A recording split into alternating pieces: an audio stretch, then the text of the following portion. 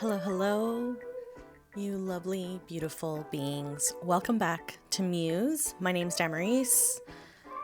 I am an artist, creator, and Muse is all about creativity, personal growth, self-expression, and all these things that encompass what it means to be an artist, what it means to be a creative being. And that's what you're going to find here. That's what I talk about. And those are the people that I will have on the podcast as I start to have more guests. And yeah, I just want to be able to talk with and feel inspired by other people that are also creatives, also artists, wanting to express themselves and talking about the things that make us artists. Today I want to talk about a topic that I've actually been contemplating on talking about or trying to figure out how to approach the topic, because there are definitely many different angles that I can approach it from. And that is the concept of being an artist versus a creator, or being someone that is multi-passionate, multi-hyphenate, multifaceted. There's kind of a lot of this talk of like a multi-diverse person that creates and has many different hobbies or interest points that you want to follow and that you want to express yourself in, that you want to share with the world. So I've lived a life being a multi-passionate person. I have always considered myself to be multi-passionate. I've always thought that having many interests was a bonus, was a way to have a leg up, a way to experience the world through many facets. It brought a lot of joy and curiosity with learning new skills and wanting to explore new areas of life that I hadn't yet. But with that, I think there's a counterpart that sometimes we don't always talk about as people that are multi-passionate, is the instability that comes with it. There is a bit of a sense that we are constantly looking for a new thing to learn, a new skill, a new thing that sparks our interests. At the same time, there is an aspect of where we don't master anything. We get to about an 80% of learning this skill before something else comes along and we're like, okay, I've learned enough about this. I'm ready to explore something else. And I can say that I have done this multiple times. After high school, I had two main or bigger interests of things that I potentially wanted to study for post-secondary. One was interior design and the other one was culinary arts. So I went into, and just kind of the opportunity for interior design started first, and I loved it, but I only did a semester. It really wasn't the right fit. So then I went into culinary arts and loved that and really pursued that. I was very, very passionate about it. Going to school for it was one of the best times of my life. And through that, I learned so much. I would say probably got to like an 80% of learning everything I could learn from it before I went on to something else. I think that's where it can become difficult. Once you start to accumulate all of these different skill sets, all these different points of learning and interest that you've accumulated over time, there comes a bigger question or questions. Where does this all lead? And what do I do with all these skills now that I have accumulated them? That's something that I've been asking myself, and something that I've contemplated and struggled with throughout my life as I've continued to accumulate more and more skills with time. there's always been this kind of question in the back of my mind, like, where am I going with all these things that I'm learning? Since I was young, I've always wanted to be an artist. One of my biggest dreams has always been to be an artist, to be able to create for the sake of creating and expressing myself fully in whatever medium that looked like. And when I was younger, it was in many different things. I thought about doing metalwork, I thought about doing painting, I thought about doing, I don't even know, like so many different types of things. And then I went into culinary school, then I thought it was going to be through food, so it constantly evolved. But that kind of pull of artistry and being an artist has been a thorough line throughout my life and the things that I've pursued as my interests. But I think that there is a pretty big friction point when it comes to wanting to be an artist. And this is something that has been around since the beginning of time, since the first artists. I think it's where we talk about when art meets money, and when there's that tension point of how do I navigate creating and sustaining a life where I can create my art and make art and also make money. And I think when that happens, then our options shrink. We're no longer creating from a place of creating for expression, but when we get to that point, we're then creating for sustainability. I think there are three pathways that come out of this point of view, and when we're brought to that crossroad. These are typically the choices that artists and even I've pursued.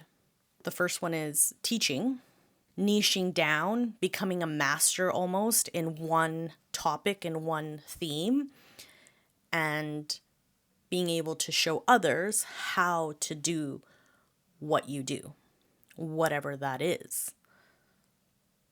The second one is becoming a creator or an influencer.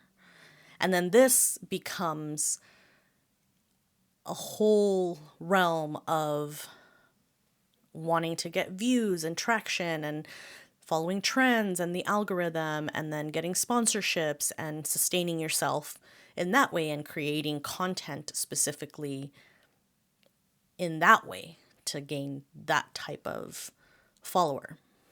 And then the third one is the artist, which is much slower, undefined. There's no guarantee for growth. It's really very elusive of what that actually entails and how it can actually become sustainable for a lot of people without it conflicting fully with your actual creative expression. And I've gone through all three of these. I went from writing an ebook cookbook, thinking that that was going to be my thing, to then starting pottery, because that was the new thing that I wanted to learn for a long time. Went into the teaching and showing and selling products, but also my time to other people. And my whole focus was on one topic. And then through that, I also, on the online spectrum, I became kind of a creator and influencer within that realm. So everything revolved around pottery. A business revolved around selling, revolved around putting content out there that was for views, for followers, for the trends. The artistry component kind of fell on the back burner. And once my pottery business kind of got flushed out and things changed, even then trying to navigate after that, creating content in the creative influencer realm was difficult. I tried to put a few videos out on YouTube that were things that I found interesting. I also knew that it was going to have traction because of other content that was already out there. And I really felt that these ways of creating, so like the teacher and the creator influencer, were very limiting. Well, the teacher one had direction, but it didn't have the artistry component. And the creator influencer part, I wasn't teaching, which I did enjoy. And then I was trying to do things to follow an algorithm, which was, again, not creative. And the artistry component wasn't there. And both felt very suffocating and hard to move forward in wanting to keep creating. It kind of lost its luster of how beautiful it was in the beginning and how exciting it was to then becoming a job. And I think that's always the hard part when something creative becomes a job. It becomes much more difficult to put creative work out there and you tend to burn out, which is why I have created this kind of artist first lens that comes with this framework to acknowledge and follow a strategy, I guess you could say, how I want to be showing up in my life and in my art. There's 3 components of this compass. There's my why, which is my freedom design mission. This has come about through the things that I've already been doing, the lifestyle that I've already been living and want to continue to live, is be able to have freedom in whatever I create, in whatever I do, and be able to show others how to have that in their lives as creative beings. My how are my 4 pillars. These are the ways that I structure things that help me create in an intentional way, which are self-knowledge and inner clarity, creative expression and artistic life, personal growth and transformation, and freedom and lifestyle design. My what are my mediums. So this podcast, writing on Substack, videos, my pottery, even really anything, any medium that I create from is my what. This is the framework that I use in order to help me create from. It's very intentional. It's very freeing to have these pillars, to have this foundation that still evolves, that still can shift and grow with me and with the things that will change in my life. But what comes with even having this mission and pillars and this type of clarity is the acknowledgement that I've kind of been going through lately and realizing that this is a much slower path. It's lonely and I feel confused or even misunderstood a lot of the times because this isn't something that I see other people doing. This isn't a clear path to success necessarily, or a clear path for me to build this freedom that I'm really going after, because I don't really know the outcome yet. I haven't seen anyone really be successful in the way that I'm creating. So then this becomes the foundation. I'm just playing the long game here. I'm laying some bricks. I'm creating before my full audience arrives, which can be difficult sometimes if you feel like you're in the same position. You're putting work out there, but there isn't really a following yet. There isn't really feedback for you to know if you're going in the right direction, if all this work that you're putting and all these things that you're putting out is actually for something. But I know that it is for me first. I have felt like this often because the things that I'm putting out is for something bigger. I know that things are going to come. And once the audience comes, once things grow and take off, I'm going to have videos. I'm going to have this podcast. I'm going to have pieces of writing and work that I've put out for others to learn and to enjoy and to grow from, which is essentially following my mission. It's just going to take time, perseverance, resilience, and honesty. Honesty like the one I'm talking about right now, and being vulnerable, of being kind of lonely and being a little bit harder to navigate. But what I'm standing super firm on and super adamant about is that no matter what, I am an artist first. Just with that knowledge, it really encourages me to keep creating and to be creating from that point of view, from the artistry, from expression, from the joy of creating and putting work out there because I enjoy it, because I think it's going to be beneficial in the future for someone that's going to hear it. Even though maybe that's not now, it will be at some point. So creating for yourself first really changes everything. And I think that that's where this whole artist versus creator title comes in. As an artist, you're creating for yourself first.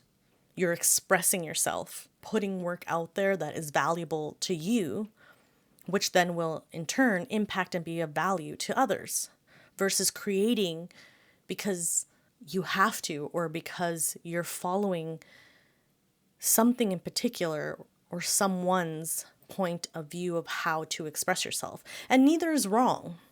They're just two forms of expressing, two forms of putting work out there. I do want to encourage you today, if you are feeling like me, that you're not alone and that this is a path, it is a journey. We're all kind of learning our own lessons as we go along. I promise to keep sharing this journey as best as I can through every platform that I can, because it's important to me. If you're building a path that doesn't yet exist, follow along and let's figure it out together. Having this be a community of creative people, of artists that are trying to do things not like everyone else, is encouraging. It makes me feel like we're doing things for a reason, and that's impactful to me. So thanks so much for tuning in. I hope you have an amazing day. I hope this is encouraging and is of value to you. I appreciate those of you that have been listening. Please share if you feel like this will be impactful to someone that you know that is trying to create from a different place. Have an amazing day, evening, night. Keep creating. We'll see you in the next one. Bye.